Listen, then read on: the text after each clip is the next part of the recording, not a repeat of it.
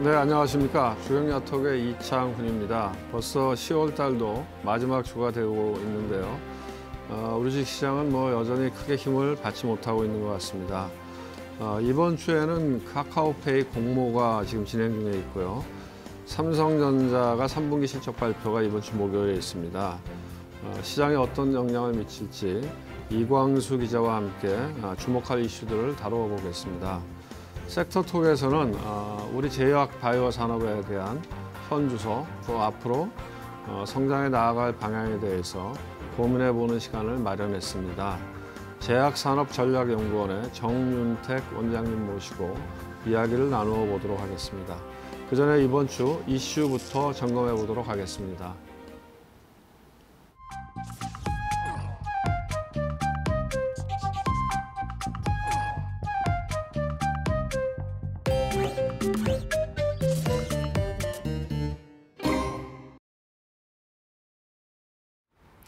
네, 이슈톡의 박희미입니다. 첫 번째 키워드부터 바로 확인해 보시죠.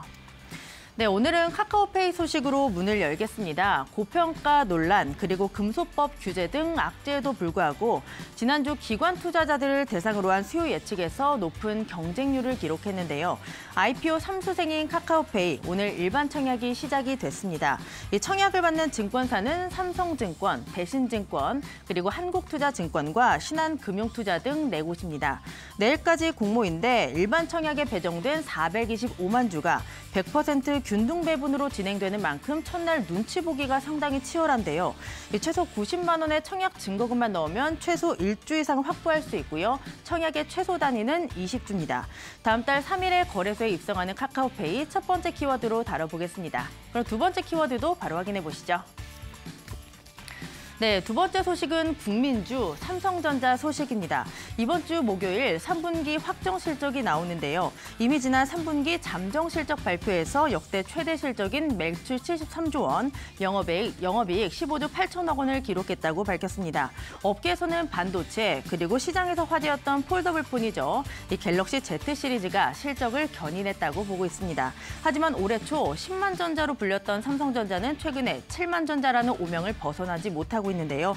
업황 둔화 우려 그리고 내년 실적에 대한 불확실성이 반영됐기 때문입니다. 조금 더 자세한 내용 잠시 뒤에 확인해 보시고요. 마지막 키워드도 확인해 보시죠. 네, 마지막 키워드는 바로 셀트리온입니다. 셀트리온 그룹주에는 잔인한 10월이라고 할 수 있겠습니다. 이번 달 들어서만 시가총액이 10조 원 가까이 증발했다고 하는데요. 특히 셀트리온의 주가는 이번 달 20%가 넘게 밀렸습니다. 업계에서는 머크의 경구용 치료제로 인해 이 화면에서 보고 계신 이 레키로나에 대한 기대감이 낮아졌기 때문이다라고 보고 있습니다. 이 정맥주사형 코로나 치료제인 만큼 아무래도 편의성 측면에서 떨어진다는 분석이 많이 나오고 있고요. 이 39만 원을 넘어섰던 것과 비교하면 현재 주가는 거의 반토막 난 상황입니다. 이 증권가에서도 목표 주가를 줄줄이 하향 조정하고 있는데 이에 따라 충성도가 높았던 주주들과도 갈등을 빚고 있는 상황입니다. 암초를 만나며 흔들리고 있는 셀트리온 마지막 키워드로 확인해 보겠습니다. 네, 이렇게 모든 키워드 전해드렸고요. 조금 더 자세한 소식은 스튜디오에서 만나보시죠. 네, 이슈톡 이데일리의 이광수 기자와 함께하도록 하겠습니다. 네, 이광수 기자 반갑습니다. 안녕하세요. 네, 안녕하세요. 네, 지금 공모주 투자하시는 분들은 카카오페이가 굉장히 핫이슈일 텐데요. 규모도 크고 또 균등 배분한다니까 누구나 받을 수 있는 기회가 많이 있는 것 같은데요. 일단 기관 투자가 수요 예측은 이미 끝난 거잖아요. 네, 그 결과가 중요할 텐데 네. 어떻게 나왔습니까? 네, 높게 나왔습니다. 1714대 1 경쟁률로 이제 마무리를 했습니다. 사실 이제 카카오페이 같은 경우는 제일 처음에는 고평가, 너무 비싸지 않냐 이런 것과 또 금소법이 이제 적용이 되면서 이 관련해서 좀 비즈니스적으로 좀 문제가 있다 이런 지적을 받으면서 이번이 IPO 세 번째 시도인데요. 그런 우려에도 불구하고 높은 관심을 갖는 데는 성공한 것으로 보입니다. 이게 단장님께서 항상 이제 강조하시는 게 이제 기관 의무 보유 확약 비율이 얼마나 되냐 이런 건데 굉장히 높습니다. 70.4%가 이제 일단 바로 안 팔겠다 좀 이렇게 밝혔고요. 이게 2014년 이후 IPO를 통해서 1조 원 이상 조달한 기업 중에서는 가장 높은 수치라고 합니다. 이와 함께 이제 공모 희망가는 당연히 이제 밴드 중에 최상단이었던 9만 원으로 확정이 됐고요. 이로 인해서 공모 금액은 1조 5,300억 원입니다. 그래서 상장하게 되면 이제 카카오페이의 시가총액은 11조 7천억 원으로 시작하게 됩니다. 네. 그 기관 투자가가 그 장기 확약 팔지 않겠다는 약속을 많이 했다는 얘기는 네네. 카카오페이에 대한 장기 성장성을 높게 본다는 거니까 네네. 주가에는 긍정적으로 보일 것 같은데요. 또 이번에 이제 카카오페이의 이 공모의 특징이 100% 전부 다 개인들한테 균등 배분을 한다는 거잖아요. 네네. 어떻습니까 지금? 네, 맞습니다. 원래 올해 이제 상장한 기업들 같은 경우에는 절반은 이제 비례로, 절반은 균등으로 이렇게 했던 것이 꼭 누가 시키지는 않았는데 꼭 그렇게 약속처럼 해왔어요. 그런데 이제 카카오 이제 페이 같은 경우에는 비례를 빼고 100% 다 균등으로 배분하겠다. 좀 이렇게 밝혔습니다. 아무래도 이제 일반 투자자에 지금 배정된 공모주 자체가 지금 전체 지분 중에 25%인 425만 주거든요. 그래서 뭐 이 중에서 뭐 증권사별 물량을 보자고 하면은 삼성증권이 이제 주관사기 때문에 가장 많은 물량을 보유하고 있고 그 다음에 대신, 그 다음에 한투, 그 다음에 신금투 이런 순으로 이어져 있습니다. 뭐 가령 예를 들어서 지금 아까 425만 주니까 42만 5천 명이 이제 만약에 개인 공모 참여를 했다고 하면은 각각 10주씩 나눠 가질 수 있게 되는 단순 계산으로는 그렇게 얘기되는 겁니다. 그래서 카카오페이 같은 경우에는 어떤 배경에서 이렇게 결정을 했냐면은 카카오페이의 사용자이기도 한 모든 청약자에게 미래의 주주가 될 기회를 제공하겠다. 아무래도 카카오페이 주주가 된다고 하면은 다른 페이보다 카카오페이를 쓸 수 있는 확률이 좀 늘어나지 않냐. 좀 이런 마케팅적인 측면에서 접근한 것으로 좀 분석이 됩니다. 네. 근데 지금 말씀하신 대로 균등 배분이라고 이야기했는데 네. 균등 배분이긴 한데 증권사별로는 받을 수 있는 물량이 좀 차이가 있는 건가요? 네, 맞습니다. 네. 아무래도 대표 주관사인 삼성증권이 가장 많은 물량을 가지고 있고, 뭐 공동 주관사인 대신, 그리고 뭐 인수회사 한투 이 정도 순으로 지금 이어지고 있고, 신금투가 가장 적은 물량을 지금 보유하고 있습니다. 네. 삼성전자 뭐 어떻게 보면 국민주이기도 할 것 같은데요. 우리 국민 한 거의 주식 투자하시는 분들 대부분이 삼성전자를 갖고 있을 것 같은데요. 네. 실적은 굉장히 좋은데 주가는 뭐 힘을 못 쓰고 있는 상황인 것 같고. 월 초에 이제 예비 실적은 발표가 됐고 실적은 좋게 나왔죠. 근데 네네. 세부적인 내용들은 이번 주 목요일 날 3분기 확정 실적이 발표가 되는데 내용은 어떻게 지금 나올 것 같습니다. 네, 일단 뭐 이달 초에 공개했던 잠정 실적을 보자고 하면은 뭐 3분기 매출액이 73조 원이고요. 영업이익이 15조 8천억 원입니다. 삼성전자 분기 기준으로 매출이 70조 원이 넘어선 것은 창사 이래로 이번이 처음이라고 합니다. 영업이익도 15조 8천억 원이면은 역대 최고는 아니지만 굉장히 준하는 수준이다. 좀 이렇게 평가를 받고 있습니다. 네. 뭐 삼성전자가 이제 비즈니스 라인이 여러 개 있잖아요. 네. 그러니까 뭐 반도체의 큰 건 반도체고, 그다음에 또 뭐 스마트폰 하고 있는 부분도 있고, 통신 사업도 있고, 뭐 가전도 있고 등등해서 그 각 부문별로는 지금 어떻게 예상이 되고 있습니까? 네, 일단 반도체, 당연히 네, 반도체와 그리고 스마트폰에서 좀 이렇게 실적을 이끌었을 것이다. 네, 좀 네. 이렇게 전망을 하고 있습니다. 이제 반도체 같은 경우에는 이제 메모리 반도체 가격 상승세가 3분기까지 이어졌던 것이 사실이고요. 여기에 시스템 반도체도 좀 수요의 성수기였다. 3분기까지 이런 식으로 분석이 되고 있습니다. 그리고 또 파운드리 계약할 때도 단가가 굉장히 높았기 때문에 3분기에서는 반도체가 중심으로 실적을 이끌었다. 이렇게 평가를 받고 있고, 또 요즘에 또 갤럭시 G 시리즈, 폴드 시리즈를 많이 쓰시고 계시더라고요. 제 주변에도 굉장히 많이 쓰시는데 이런 스마트폰에서도 굉장히 좀 선방을 하면서 반도체 다음으로 이제 스마트폰 부문에서 실적을 많이 냈다. 좀 이렇게 분석을 하고 있습니다. 뭐 아쉽게도 이제 가전 부문 같은 경우에는 사실 이제 코로나로 재택근무가 늘어나면서 사실 삼성전자도 가전 부문에서 실적이 좋게 나왔었는데 2분기까지는 이번에는 사실 뭐 이제 코로나가 이제 많이 좀 어느 정도 위드 코로나 되면서 아무래도 외부 활동이 많아지면서 가전에서는 사실 예전만큼은 이제 실적은 못 나올 것이다. 좀 이렇게 전망되고 있습니다. 네. 이미 뭐 살 사람들 많이 샀겠죠. 네. 뭐 중요한 거는 주가일 텐데요. 지금 뭐 실적은 좋은데 그럼에도 불구하고 주가는 힘을 받고 있지 못하기 때문에 삼성전자의 주식을 투자하신 분들은 좀 뭐 이렇게 답답하실 텐데요. 시장에서는 주가에 대한 전망은 어떻게 보고 있습니까? 네, 맞습니다. 사실 이제 개인 투자자분들의 고민이 굉장히 클 것 같은 게 작년 12월부터 이제 지난달까지 10개월 연속으로 삼성전자를 계속 사기만 한 주체가 개인이거든요. 그래서 주가가 하락할 때도 오로지 삼성전자 믿는다. 이래서 삼성전자를 계속 순매수해서 대응해 와서 올 들어만 개인이 산 삼성전자 주식이 32조 원 가량이나 된다고 하는데요. 이제 증권가에서는 이제 4분기부터는 사실 메모리 반도체 업황이 좋지 않다. 좀 이렇게 분석을 하고 있고 내년 실적도 사실 불확실한 상황이다. 좀 이렇게 평가를 하고 있거든요. 그래서 목표가도 사실 야금야금 내려와서 예전에는 사실 증권가 목표가가 10만 원 넘는 경우가 되게 많았었는데 뭐 12만 원 이렇게 얘기했었죠. 네, 맞습니다. 지금은 이미 10만 원 밑으로 한참 내려왔고 뭐 미래에셋 같은 경우에는 지금 목표가를 8만 2천 원으로 지금 제시를 하고 있거든요. 그래서 개인들이 지금 평균 단가가 8만 1천 원 정도 되는데 겨우 그 윗수준 정도밖에 안 되는 그런 걸 지금 목표가로 지금 책정되는 상황이고요. 또 업계에서는 뭐 단순히 이게 지금 실적의 문제가 아니라 요즘에는 그 PDR이라고 해서 드림이 있어야 된다는 그래서 주가가 올라야 된다는 얘기를 하잖아요. 그래서 이 삼성전자가 이제 앞으로 어떻게 이런 경쟁을 돌파해 나갈 것인지 이런 비전, 이런 모멘텀이 있지 않는 한 단순히 실적으로 주가가 올라갈 수 있을 것이냐 좀 이런 근본적인 의문을 제기하는 그런 기관들도 있습니다. 네.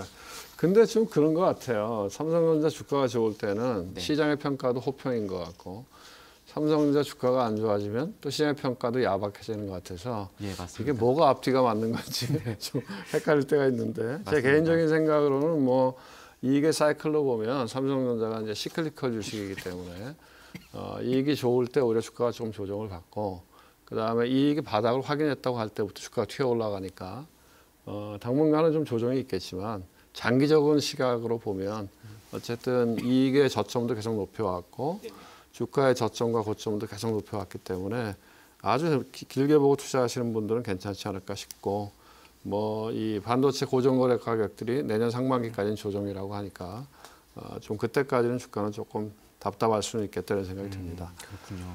그 셀트리온도 뭐 이게 지금 뭐 CMO 바이오 업체 중에서 굉장히 시가총액이 크고 또 올해 연초만 해도 뭐 이제 그 코로나 치료제를 만들었다 해서 기대감이 높았었는데 네, 맞습니다. 주가는 지금 거의 반토막이 났어요. 예. 어떻습니까 지금?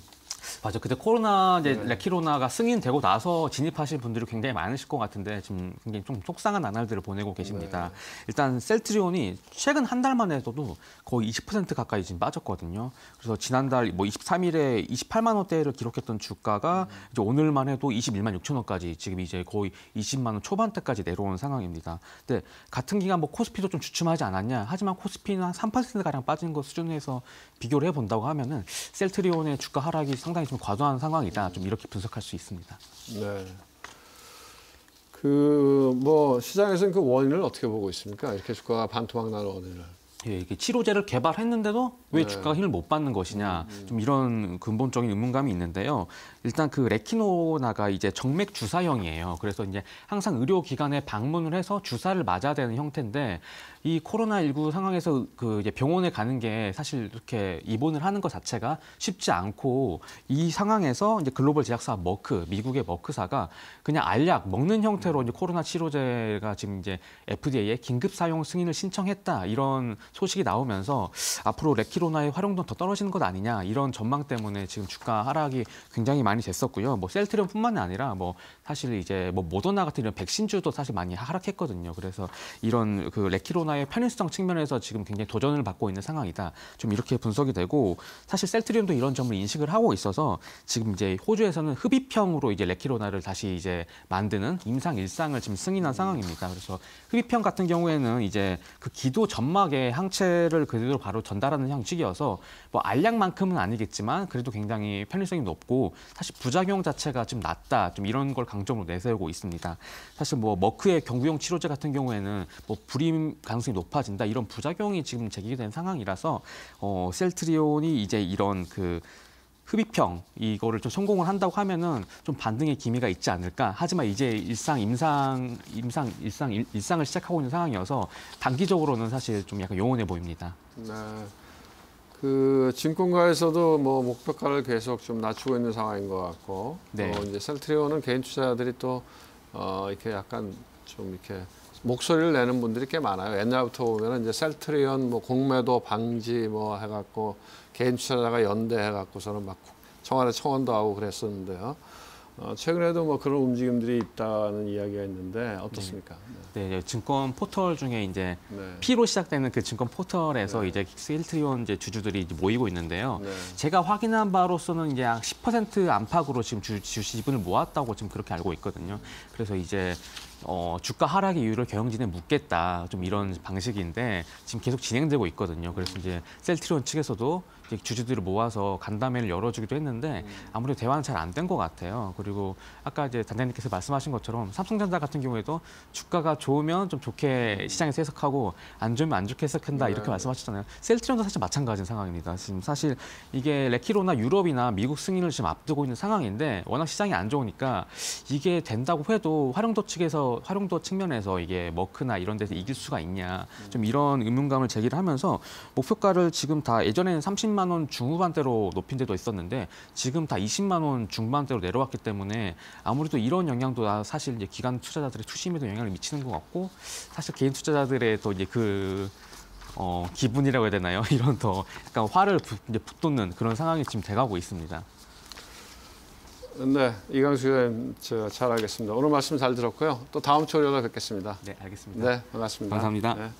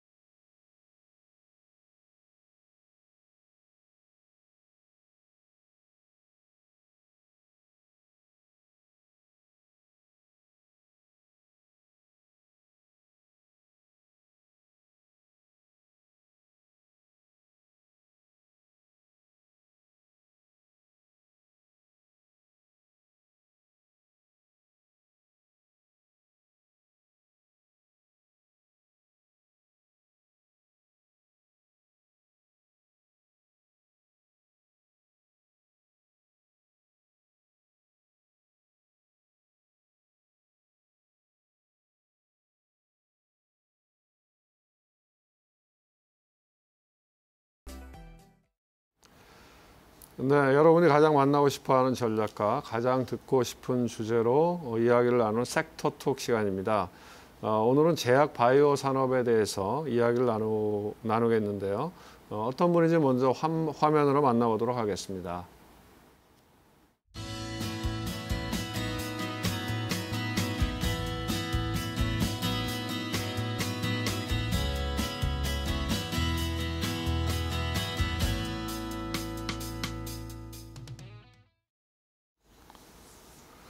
네, 제약산업전략연구원의 정윤택 원장님 나오셨습니다. 네, 안녕하십니까? 네, 반갑습니다. 네, 나와주셔서 반갑습니다. 반갑습니다.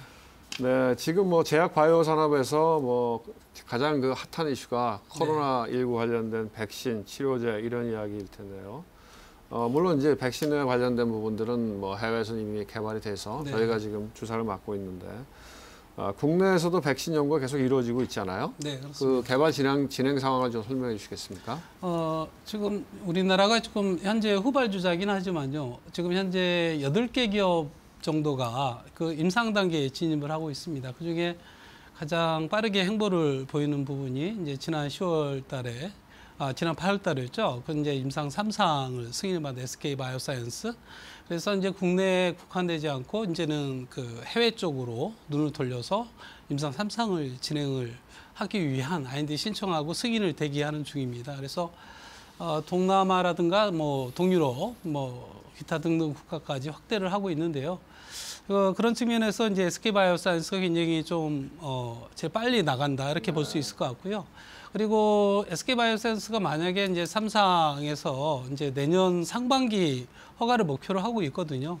그러면 만약에 허가가 된다라고 하면 WHO의 이제 긴급 승인, 뭐 다른 모더나나 파이자도 이제 아스트라도 마찬가지고요. 동일한 그러한 전철을 밟았는데 국제 공인된 WHO의 공인된 긴급 승인을 받으면 이제 코백스 프로그램이라고 해가지고 제3국가뿐만 아니라 이제 뭐 신뢰를 가지고 글로벌하게 공급할 수가 있는 그런 역량을 갖출 수가 있거든요. 그래서 내년 상반기 정도가 SK 바이오사이언스의 결과물들이 어떻게 행보를 가질지 이렇게 지켜볼 상황이 있을 수 있을 것 같습니다. 그리고 이제 글로벌 측면에서 보게 되면 이제는 뭐 일상생활로 돌아오고 이제 그걸 시도를 하고 있고 그리고 또 이제 초기 접종한 그런 노인층 뭐 취약계층을 중심으로 해서 이제 부스트샷 그래서 이미 이제 화이자가 이제 승인됐고 모더나 뭐 얀센까지 지금 현재 FDA 승인된 상태입니다. 그런 정도의 틀을 보이고 있고 거기에 이제 국내 기업이 조금 연관돼 있는 뭐 어떻게 보면은 제약 강국은 아니지만은 베트남에서 또 이렇게 또 나노텍 관련된 이제 백신을 또 국가 측면에서 지원 체계를 가져가지고 지금 현재 임상 3상에 진입을 했고 그리고 또 그런 부분이 또 제가 왜 언급을 하냐면 국내 HLB가 같이 이제 글로벌 판권을 갖고 있어요. 그래서 그런 측면에서 이렇게 보게 되면 이제 뭐 어쨌든 백신이라는 부분들은 얼마만큼 국가에서 집중적으로 지원을 해주냐에 따라서 베트남 사례를 보게 되면 얼마든지 가능할 수 있다라는 좀 시사점을 얻을 수 있겠더라고요.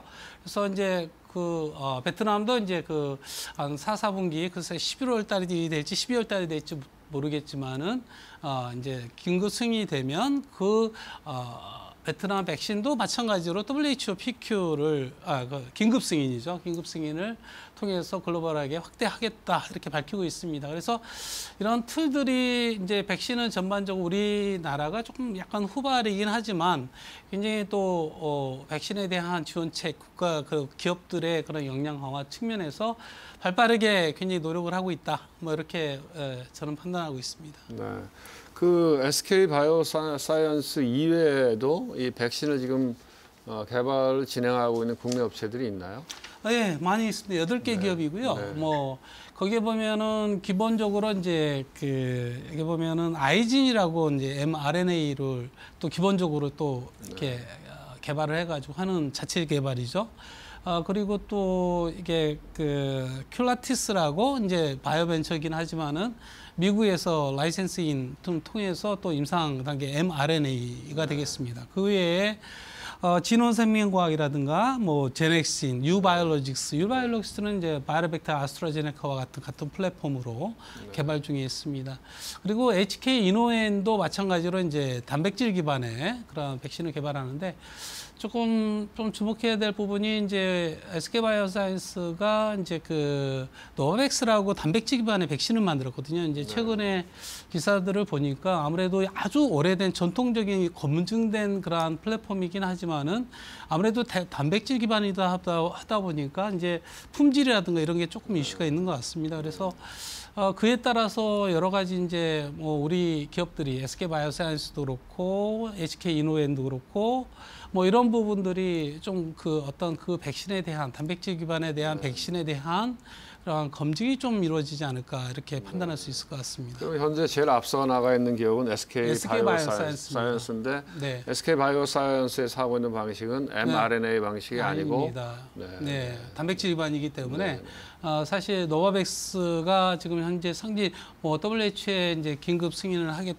했다 뭐 이런 뭐 보도도 나오고 하는데 이제 품질에 좀 이슈가 좀 있는 것 같습니다. 그래도 또 아주 초기에서부터 굉장히 리딩한 그룹이기 때문에 그리고 또 SK 바이오사이언스랑 같이 위탁 계약 체결도 했거든요. 그래서 그 사항들을 조금 보면서 우리 기업들도 개발하는 그런 측면에서의 그런 단백질 기반의 백신도 가능성 여부를 조금 보면 어떨까라는 제 나름대로 판단이 있었습니다. 세계적으로 단백질 기반의 코로나 백신이 허가를 받고 지금 상용화되어 있는 거는 아직 없는 거죠. 네네. 노바백스가 지금 그거 있습니다. 가장 앞서 나가는 기업인데 WHO 단계, 그다음에 FDA 뭐 그 단계에 아주 근접은 했지만 이게 뭐 막판에서의 마지막 단계에서의 그런 판단인 것 같습니다. 그래서 그 사항들을 조금 보면 우리 기업들이 개발하는 SK 바이오사이언스라 좀 항배가 좀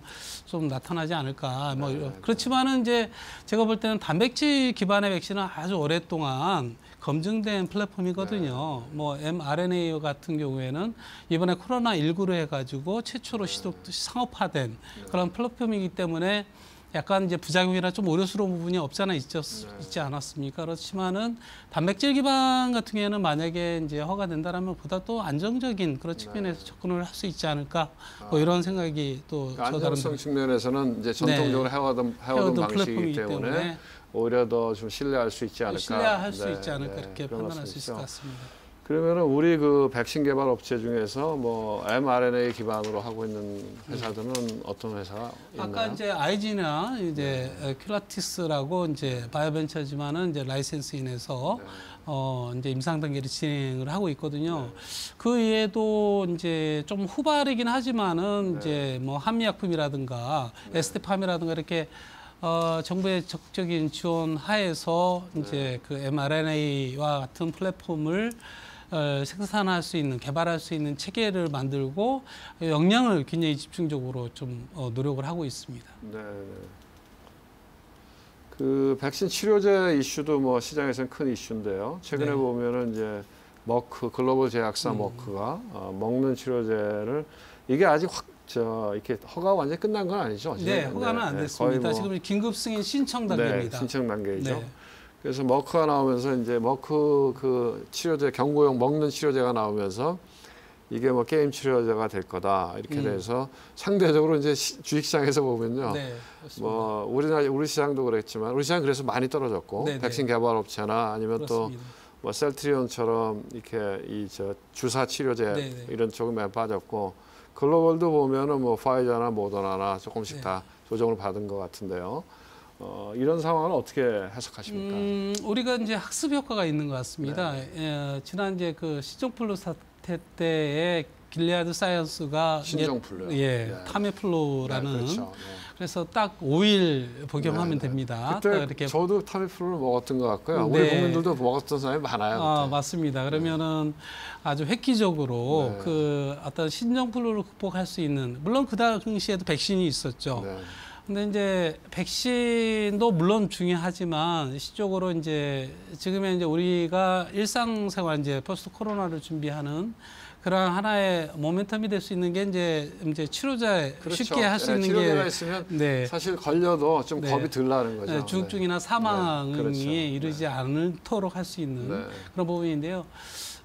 조금 뭐 부작용이라든가 여러 가지 측면에서의 그런 논의들은 있지만 어쨌든 이제 백신과 달리 치료제는 편익을 보는 거거든요. 그래서 1차적으로 이제 사망률의 제로에 가깝게 임상 결과가 이제 보고가 되고 있기 때문에 상당히 기대를 모으고 있습니다. 실질적으로 미국 정부에서 1조 3천억 정도의 선구매를 했거든요. 우리나라도 마찬가지로 지금 뭐 추경 예산을 확보해서 이 경구제 그 MSD 뭐 머크라고도 하고 MSD인데 머크는 뭐 독일 이름 따가지고 하는데 보통은 이제 미국은 MSD 이렇게 기억이라고 하던데 그 MSD의 그런 치료제를 선점하려고 또 노력들을 하고 있습니다. 물론 기존에 뭐 이 주사제 중심의 그런 항체 치료제가 결코 뭐 효과가 떨어진다 이렇게 보기는 좀 그렇고 아무래도 이제 복용의 편리성 뭐 이런 측면에서 과거에 그런 그 신종플루 사태에 길리아드 사이언스의 타미플루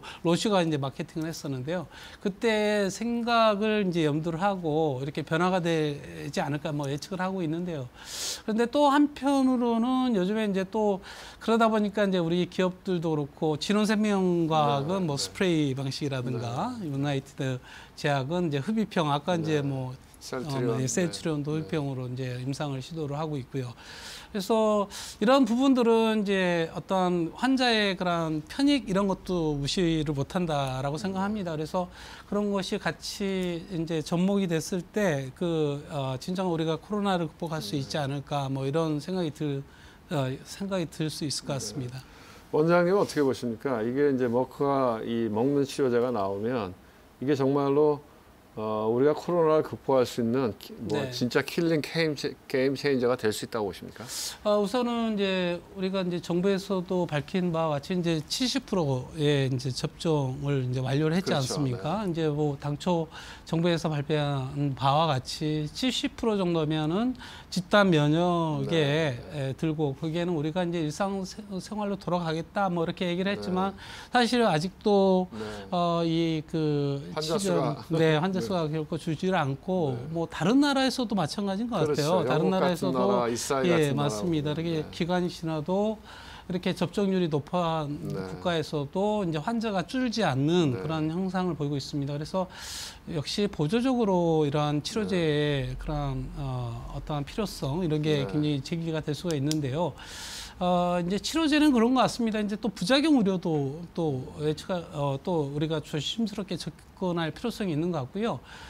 그래서 이제 종합적으로 그렇지만 이제 인류가 이제 다른 지금까지의 역사상 가장 이 그 바이러스와의 전쟁을 통해서 우리가 어떤 기술의 진보가 이루어진 것 같습니다. 그래서 우리 기업들도 뭐 이 백신에 대한 다양한 플랫폼에 대한 접근들 그리고 또 치료제 우리나라에서도 이제 대웅제약이라든가 종문당이라든가 신풍제약 뭐 이런 데도 대웅이랑 식품이죠 주로 이제 그 뭐 소위 약물 재창출을 통해서 기존에 있는 그 먹는 약을 이렇게 기반적으로 이렇게 개발을 통해서 임상을 통해서 이제 접근을 하고 있거든요. 그래서 글쎄 누가 될지는 모르겠어요. 우선은 이제 전반적 글로벌 측면에서 볼 때는 아무래도 머크가 제일 앞서 나가는 그런 형태에서 뭐 파이자도 뭐 지금 개발하고 있거든요. 그래서 굉장히 발빠르게 그 먹는 약 치료제, 저 소위 경구제 치료제를 개발하고 있기 때문에 뭐 어떻게 보면은 국민의 한 사람 또는 뭐 우리 그 개인의 한 사람으로서 반드시 또 치료제가 나와야 된다라는 생각이 들고 뭐 기업들 국내 기업뿐만 아니라 글로벌 기업들도 노력을 하고 있기 때문에 상당히 또 빠르게 그게 집중적으로 치료제 개발에 노력을 하고 있는 것 같습니다. 네.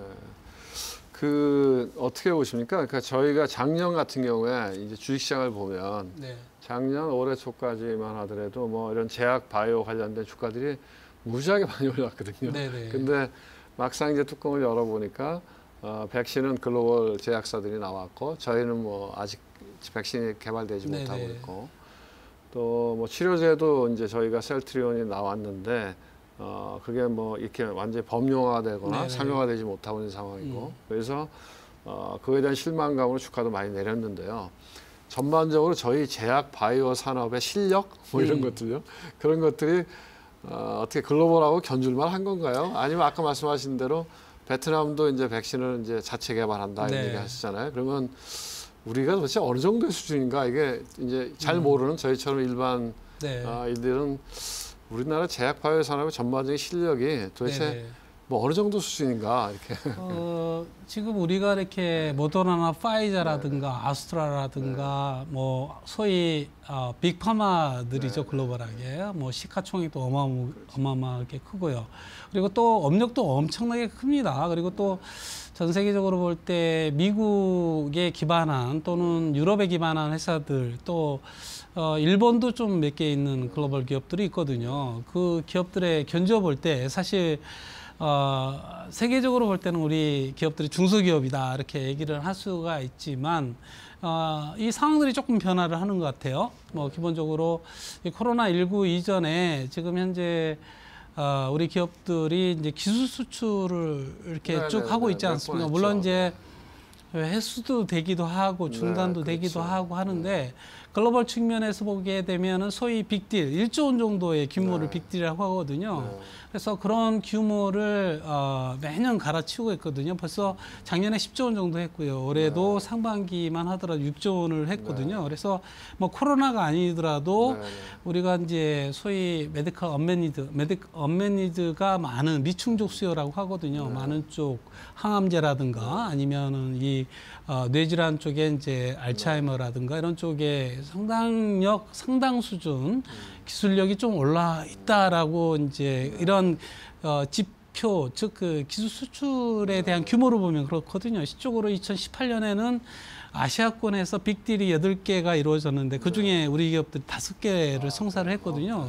그래서 이런 측면에서는 아주 긍정적인데 이제 우리 그 뭐 국민들이나 시청자들 보기에는 이게 왜 이렇게 늦냐라고 하지만 사실은 이 글로벌에서 1등 아니면 우리 사회에서도 1등 아니면 취급하지 말라 하듯이 글로벌 시장에서 이러한 치료제와 뭐 백신은 말할 거의 없겠고요. 기본적으로 이게 소위 퍼스트 인 클래스와 같은 혁신적인 그러한 신약들을 내놓아야만 이 시장에서 통할 수 있는 그런 상황들이거든요. 그래서 이쪽 산업 자체가 기본적으로 긴 호흡을 요할 수밖에 없는 거고요. 개발 기간이 뭐 10년에서 뭐 15년, 뭐 3천억에서 1조 원 이상의 R&D 자금이 투여되는. 그래서 미국 FDA에서 허가된 거 보면 손바뀜이 거의 70%가 개발자와 그다음에 허가자가 이제 바뀐 게 한 70% 정도 되고 있다는 이제 통계를 10년치 통계를 봤는데요.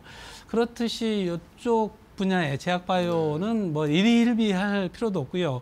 우리 기업들 중에 아주 꾸준하게 뭐 항암이라든가 알츠하이머라든가 이런 쪽에 개발한 기업들 상당히 경쟁력이 있다라고 기술 수출의 간접적인 데이터를 보면 그렇기도 하고요. 최근에는 또 직접적으로 이제 글로벌 임상의 시도를 통해 가지고 가치 있는 신약을 개발하기 위한 노력들을 굉장히 노력을 많이 하고 있다. 뭐 저는 이렇게 판단하고 있습니다. 네. 그러니까 우리가 이제 글로벌 플레이어들하고 그 비교할 때 뭐 등치나 네네, 아니면 맞습니다. 업력이나 기술적인 측면에서 우리가 좀 처지긴 하지만 네네.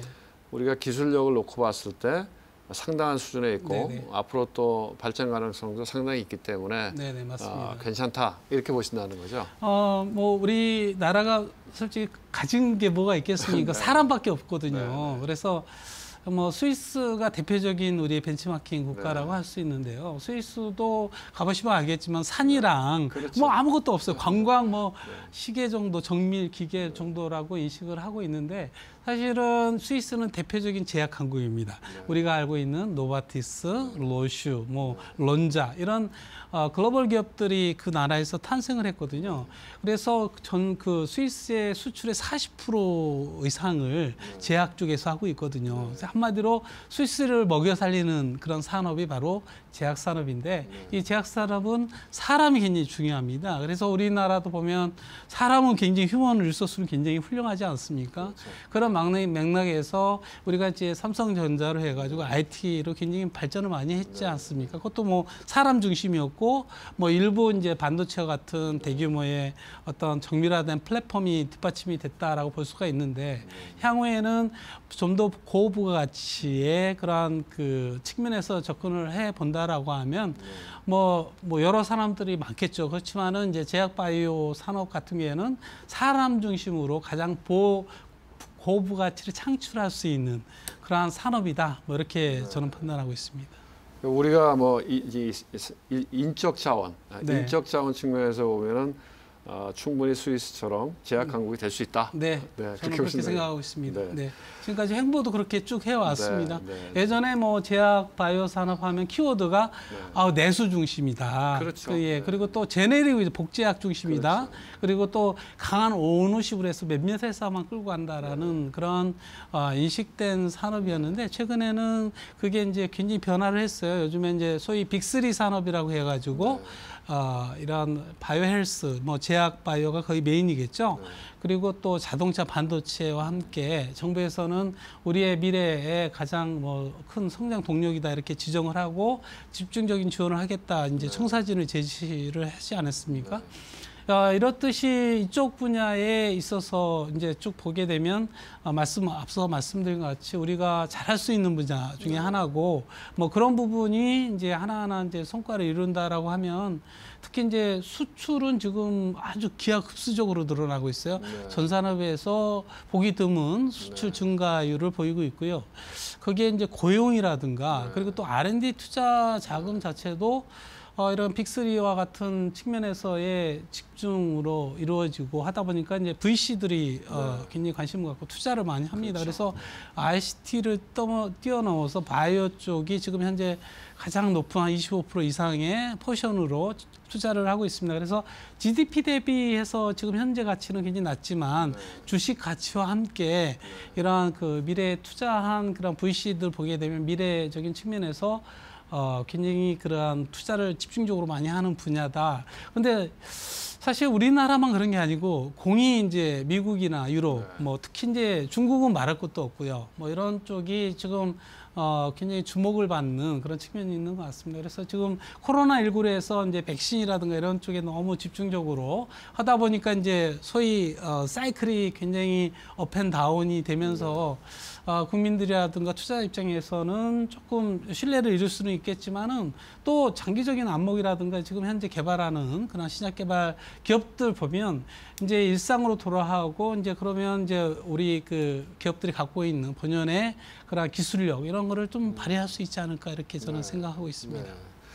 근데 이제 시장에서 약간 제약 바이오 산업에 대해서 약간은 이제 신뢰를 잃었다. 일반 투자 입장에서 이런 것들은 저희가 이제 그동안 여러 번 꼭 이 백신뿐만 아니라 네, 맞습니다. 항암제 뭐 이런 것들 면역 질환 치료제 뭐 이런 거 이야기 나왔을 때 보면 늘 보면 된다. 그러고서는 막상 뭐 글로벌 임상 가면 안 되고 안 되고 하는 거 반복하니까. 근데 그게 원래 그런 건가요? 이렇게 확률이 10,000개 중에 하나 정도 성공하는 그런 측면이 있지만 우리나라에서 그런 건 아니죠. 이거는 일반적이고요. 뭐 에브비는 뭐 하나 휴뮤라만 하더라도 한 품목이 1년에 16조 원을 팔거든요. 그러니까 얼마만큼 큰 부가가치가 있는지. 대신에 이제 굉장히 성공 확률이 낮지만 그만큼 굉장히 파급 효과가 굉장히 크다라고 볼 수가 있는데요. 이제 그런 부분들이 사실 이제 과거에는 바이오 하면은 굉장히 뭐랄까 버블이 심하고 그런 가치가 굉장히 낮지 않은가. 사기가 아니고 뭐 그런 영화에서도 좀 그런 거 언급되기도 하고 하는데 지금 많이 바뀐 것 같아요. 뭐 셀트리온도 뭐 기본적으로 어떤 자본시장과의 소통을 해서 성공 모델을 만들어서 뭐 글로벌 측면에서는 전 세계 최초로 그 항체 쪽에 바이오시밀러를 포스트 무버로서 역할로서 우리나라의 인지도를 굉장히 높였다라고 볼 수 있고요. 거기에 이제 삼바라든가 최근에 이제 SK 바이오사이언스라든가 이런 측면들을 기업들 보면요. 특히 뭐 SK 바이오팜 같은 게 미국 FDA 가장 어렵다는 CNS 계통, 즉 그 뇌질환 쪽에 2건을 신약으로 혁신 신약으로 허가를 받았거든요. FDA 3상이 됐죠, 그죠? 3상이 아니라 허가를 받았습니다. 그렇죠. 판매 허가를 받았습니다. 그래서 이제 뭐 신약을 이렇게 소위 말해서 이렇게 그 생명 주기라고 하죠. 라이프 사이클로 이렇게 되고 있는데 지금 막 출시했기 때문에 이제 매출은 이렇게 낮긴 하겠지만은 점차적으로 인지도가 높고 하게 되면은 매출이 급상승하는 그런 측면들이 있거든요. 그래서 그런 하나하나가 가시권들 그리고 또 이런 부분들이 이제 제약산업 육성법이 2011년에 제정이 됐고 2013년에 5개년 종합계획을 수립하면서 2015년에 과거에 기술 수출했던 그런 규모보다 상당히 뛰어넘는 조 단위로 이루었거든요. 그래서 이게 신약은 이제 미래 가치고 이제 되면은 그만큼 프라핏을 얻을 수 있다는 측면이지 않습니까? 그래서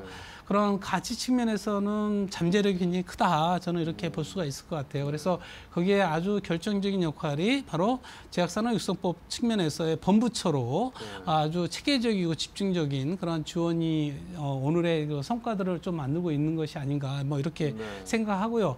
앞으로도 이제 지금 기술 수출했던 품목들이 이제 뭐 실패도 하고 뭐 회수도 하고 하긴 하겠지만은 거기에 한두 개, 서너 개 정도가 성공한다라고 하면은 바로 50대 클럽에 바로 들 수 있는 뭐 보면은 50대 제약기업이 들려면 글로벌 측면에서 한 3조 원 정도의 매출을 올려야 되거든요. 뭐 그런 맥락에서 충분히 우리 기업들이 컨텐츠 점프할 수 있는 시적으로 미국이나 유럽이나 그 뭐 스위스 같은 경우에 그렇게 기업이 아주 신생이었지만 컨텐츠 점프하는 회사들이 탄생을 하거든요. 이번에 모더나도 큰 회사는 아니었잖아요. 맞습니다. 그게 바로 컨텐츠 점프한 사례고요. 뭐 우리가 조금 잘 알고 있는 암젠도 이제 컨텐츠 점프, 뭐 파괴적 혁신의 가장 대표적인 전 산업을 거쳐서 그런 대표적인 모델이다라고 얘기를 하고 있는데요. 거기에 뭐 소위 말해서 제넨텍, 뭐 로시랑 합병이 됐지만 제넨텍, 뭐 스위스의 액츄리온, 미국의 버텍스, 뭐 이런 회사들은요, 굉장히 뭐 빠르게 뭐 이렇게 급상승한 회사들인데 거기에 굉장히 그들의 갖고 있는 그러한 강점은 소위 말해서 혁신 신약을 중심으로 한 개 성공하고 그 다음에 오픈 유로베이션에서 자금을 끌어들여 와서 그걸 바탕으로 뭐 글로벌하게 확대하는 소위 암젠도 마찬가지입니다. 처음에 출발은 뭐 자체 개발한 에스트로포이틴이라는 자체 개발 항암 보조제를 중심으로 했지만 나중에 이제 그 자금을 가지고 혁신적인 경영 활동을 통해 가지고 거대 기업으로 성장을 했거든요. 그래서 우리 기업들도 그런 벤치마킹만 잘 한다라고 하면 하나가 조금 조금 어렵긴 하지만 그 하나를 잘 완성하고 한다라고 하면은 좋은 성공 모델, 삼성전자, 그다음에 현대자동차와 같은 글로벌 기업이 충분히 나오지 않을까 뭐 이렇게 생각합니다. 그리고 뭐 이쪽 제약 바이오 산업은 워낙 뭐랄까 이게 성공하기만 하면 수익성이 워낙 좋잖아요. 네, 마진율이 삼성전자가 지금은 한 200조 훨씬 넘죠. 네. 그런데 이제 순수익이 한 13조, 15조 정도 되더라고요. 그런데 이제 길리아드 같은 경우에 매출액이 뭐 예전에 조금 지난 자료이긴 하지만은 거의 30조 정도인데 순이익이 15조 정도거든요. 예. 그러니까 마진율이 자체가 특허 보호 기간 동안에 거의 다 수익이다. 이번에 이제 머크 MSD가 이제 경구용 치료제도 보면 그것도 굉장히 비싸던데요. 90만 원 가까이 하지 않습니까? 그런데 오일 치료하는데 이제 그런 거는 이제 독점권 차별화 이제 뭐 경쟁 약물이 나오면 이제 가격이 당연히 다운될 거고요. 이제 초기에 나온 거는 독점권을 갖고 그만큼 혁신적이다라고 하면은 어떻게 하면 대안이 없지 않습니까? 그렇게 파급력이 있는 것 같습니다. 아까 이제 저희 그 제약 산업을 보면 수출도 많이 늘어나고 있다 이런 말씀하셨는데 거기에 또 기저에 보면 이제 위탁 생산하는 네네. CMO 업체들이 네, 깔려 있잖아요. 네네. 저희 뭐 셀트리온이나 뭐 삼성바이오나 이런 걸 네. 보면 네. 이 위탁 생산 CMO 쪽에는 저희가 이제 글로벌 탑티어라고 이야기할 수 있나요?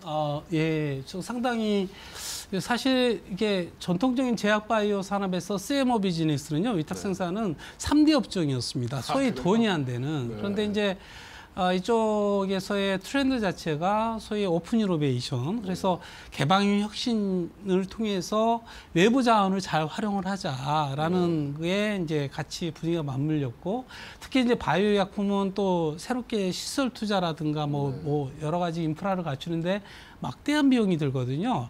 그러니까 그 약물들은 또 요즘 맞춤형이라든가 굉장히 세분화되고 있습니다. 그래서 예전에 과거에 대량 생산에 막 이렇게 하기에는 굉장히 한계가 있고, 그러다 보니까 바이오 의약품을 중심으로 이러한 위탁 생산 이런 게 굉장히 어떻게 보면 뭐 굉장히 주목을 받는 그런 시대가 왔다 이렇게 볼 수 있을 것 같아요. 특히 이제 삼성전자가 이제 반도체 신화를 바탕으로 해서 그 반도체 어떤 아주 잘 지어진 공장의 플랫폼을 그대로 송도에 왔다고 생각해요. 그래서 그런 기반을 통해서 이제 제3공장, 제4공장까지 이제 내년에 이제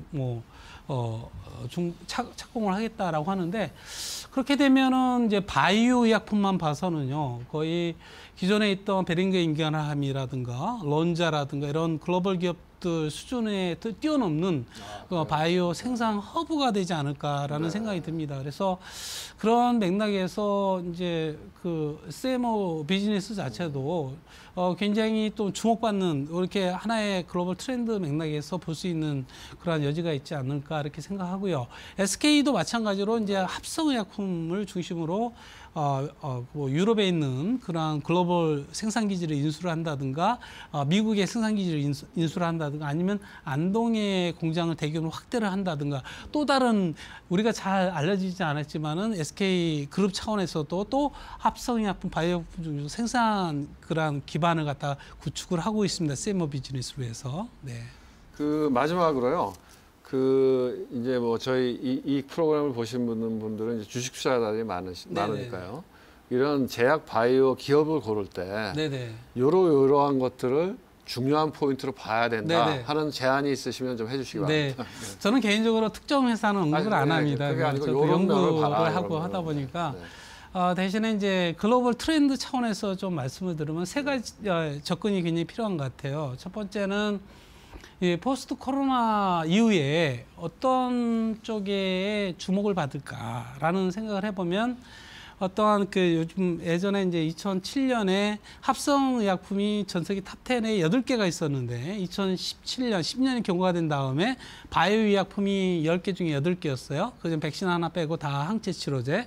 그러면은 2027년 앞으로 10년 후에는 뭐가 될 건가? 미래에 가치 투자를 해야 되거든요. 그런 측면에서 보면은 대부분에 보면 요즘은 카티와 같은 새로운 세포와 유전자 기반의 치료제가 대세를 이룰 것이다. 뭐 이렇게 많은 예측들을 합니다. 물론 이제 항체라든 기존 약물도 그저 플랫폼도 상당히 중요하겠지만은 뭐 거기서도 또 혁신적인 그런 신약이 나올 수 있는 가능성이 높지만 트렌드 자체는 그런 쪽에 우리나라도 이제 첨센법이 만들어지고 여러 가지 지원책들이 만들어질 거거든요. 그래서 첫 번째는 이러한 그 어떤 우리 소위 말해서 모달리티라고 하거든요. 그래서 그러한 그 세포 그러니까 분자적인 측면에서는 세포 유전자 기반의 치료제 개발하는 회사. 그다음에 두 번째는 우리가 이제 임상을 하면서 워낙 많이 실패를 했지 않습니까? 그럼 대안은 파이프라인을 많이 좀 수혈해 줄 수 있는 요즘 다국적 기업도 이제 임상 실패 우려를 하기 때문에 파이프라인을 많이 확보를 하거든요. 그런 맥락에서 지금 현재는 플랫폼, 누가 플랫폼을 가져서 확장성을 가지고 있느냐. 뭐 mRNA 그것도 좋은 플랫폼이죠. 뭐 이렇듯이 이런 누가 이 플랫폼을 확보하느냐가 이제 두 번째의 관건인 것 같습니다. 그 다음에 이제 마지막으로 조금 우리가 눈여겨야 할 것들은 질환입니다. 지금 현재 코로나19 때문에 사실 질환 측면에서 항암제, 그 다음에 알츠하이머가 사실은 그렇죠. 전 세계적으로 네. 이러한 수요가 많고 그렇죠. 충족하지 못한 분야거든요. 그리고 또 국가적인 측면에서 굉장히 집중 관심도 많고요. 허가를 빨리 해주고 싶은 그런 어떤 질환이거든요. 그런 질환들이 미국 FDA나 글로벌 시장에서는 국가적인 측면에서 빨리 허가를 내주거든요. 그래서 그게 이제 허가의 리스크를 줄일 수 있는 부분. 그래서 결국은 질환 측면에서는 알츠하이머나 그런 그 항암제 분야에 개발하는 회사 이렇게 세 가지 측면에서 좀 이렇게 억석을 좀 골라보시면 특히 이제 단기적으로 보면 안 되시고 중장기적인 측면에서 같이 투자를 해보시면 굉장히 좀 성공적인 투자가 되지 않을까. 왜 이런 말씀을 드리냐면 우리 기업들 중에 이제 제약 기업들 한번 보세요. 뭐 물론 주가는 많이 올라갔다라고 하지만 과거에 아주 오래 전서부터 했던 기업들 보면 주가 흐름들은 우상향이거든요. 그래서 그 기업들 사례를 뭐 단기적인 안목만 가지면 그렇지만은 이 삼성전자만큼이나 굉장히 또 미래 가치 투자로서는 상당히 우리가 좀 지켜볼 필요성이 있지 않을까 이렇게 생각합니다. 네, 오늘 사실 어려운 분야인데 저희 시청자분들이 이해하기 쉽게 잘 설명해 주셔서 감사드리고요. 예, 제약산업전략연구원의 정윤택 원장님, 예, 오늘 말씀 잘 들었습니다. 네, 수고 감사합니다. 많으셨습니다. 네, 주경야톡 오늘 시간은 여기까지입니다. 편안한 저녁 보내시고요. 다음 주 월요일에 다시 찾아뵙도록 하겠습니다. 네, 감사합니다.